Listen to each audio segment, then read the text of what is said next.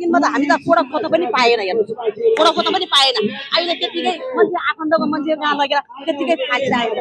मान्छे अनि त्यो लानु लग्यो नि त्यो लानेहरूले के भने त्यसमै मान्छे नअडिरहेको छ उहाँले के भन्नुभयो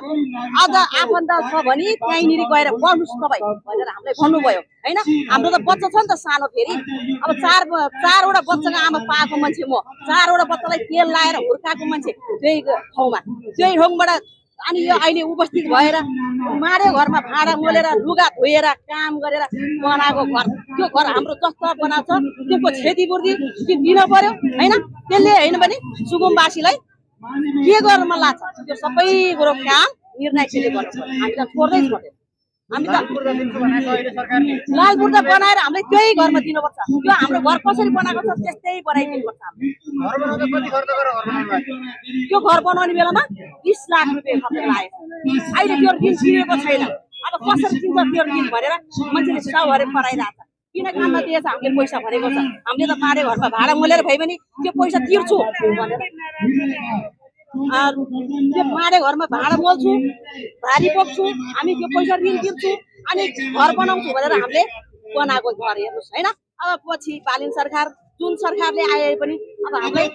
लालपुर दिन्छ भनेको आशा थियो जाने होइन ठुलो आशा थियो त्यो आशाहरूलाई के गर्नुभयो उहाँले आएर एक्कासी हामीलाई भत्काइदिनु भयो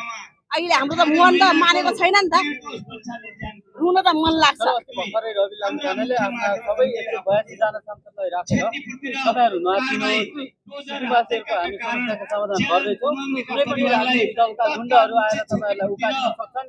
नउकासिनु होला तपाई भन्नुभएको यो अनि यत्रो 14 दिनसम्म भयो त्यो जनताले के खायो त्यो मानिसले के खायो त्यो पनि मेरो बच्चा हो नि त मैले त्यो घर त भत्कायो भनेर त्यो आउनु पर्थ्यो थिएन त त्यो बालिन्साले यत्रो कर्मचारी खटाउनु भयो हैन उहाँले कर्मचारी खटाएपछि हामीलाई पनि आएर खोज्नु पर्छ पर्दैन तपाईहरुले के खानु भयो रोजा रोटी के खानु भएको छ घाँस कबास कहाँ छ भनेर सोध्नु पर्छ पर्दैन त भने त्यो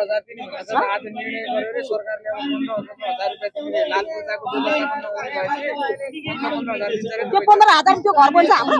15000 त्यो घर बन्छ हामीले त मान्दैन 15000 ले हामी मान्दैन